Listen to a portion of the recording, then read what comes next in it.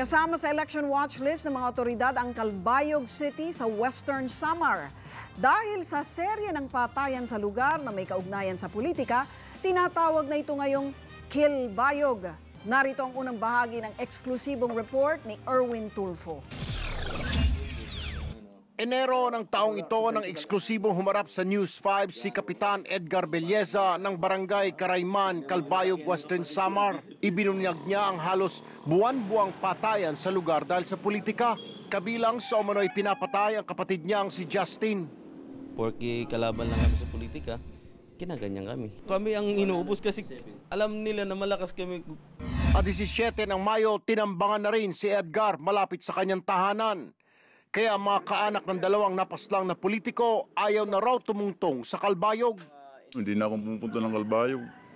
Dito na lang. Kasi nakakatakot. Kahit mga pulis, hindi mo maasahan. Nito namang Nobyembre 17, sabay na pinagbabaril sina Lando Aguilar at Presil Merino, mga supporter ng isang politiko. Politika rin ang hinihinalang motibo sa krimen.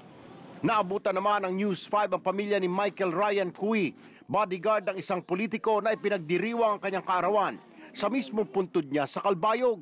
Binaril at napatay si Cui nitong Nobyembre 7. Noong panahon, ang Calbayog very peaceful. Okay? Very peaceful. Sa ngayon naman po, lalabas ka ng bahay para kang natakot. Pag mayroon kang kausap, parang naka-insulto po sa inyo na hindi naman po Calbayog ang tawag, Kilbayog.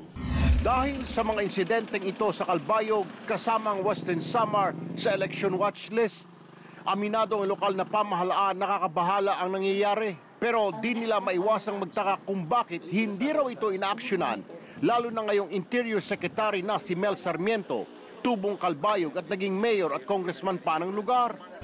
Dapat yung pinakatahimik na lugar sa buong Pilipinas, dapat yung Calbayog City. Ba't ganun yung nangyayari? So sana naman may magawa tayo. Ang DILG Calbayog naman minaliit ang mga insidente ng patayan. Parang nagulat ako.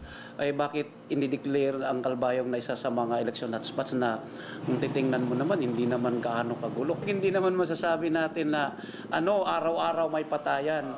Mga isolated cases lang naman yun. Hindi naman araw-araw may At saka hindi naman lahat ng mga patayan dito sa Calbayog, yung sinasabi nila na election-related.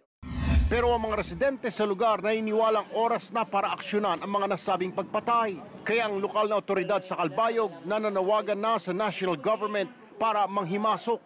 Kung hindi ma-manage ng PNP at AFP ng maayos, medyo magulo talaga. Magkakagulo talaga doon. And naaawa ako sa mga tao. Umaaksyon, Erwin Tulfo, News 5. You're right, 2015.